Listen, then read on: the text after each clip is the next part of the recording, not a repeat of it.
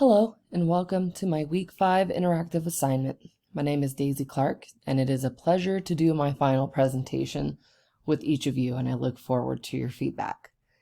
Today we will be discussing how your watch can help you heal. This might seem like a far-fetched theory, but if most of you look down at your wrist, I feel I can confidently say most of you are wearing a smartwatch of some kind. Most of these digital devices have the capability to track health data, which has multiple uses. The process of a device collecting health data is called biometric feedback. This information is then given back to the user to make further decisions regarding physical health, mental health, genetic background, and sometimes for cancer treatments.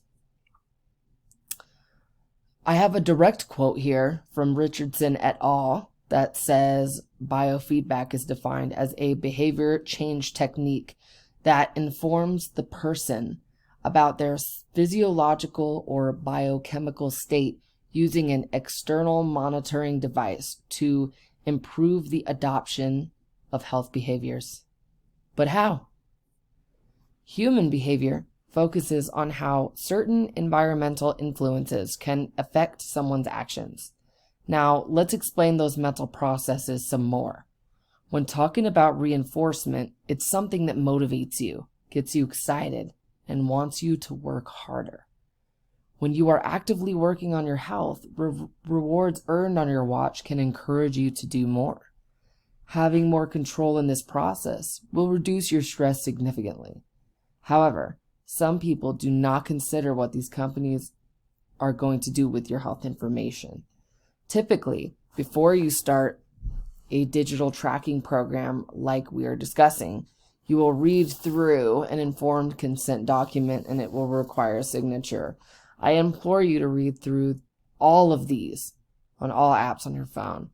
TikTok has been known to share all documents on your device with their company, but people don't read through their terms and conditions and informed consent. Richardson et al. Also discusses a study involving a review of literature in this regard.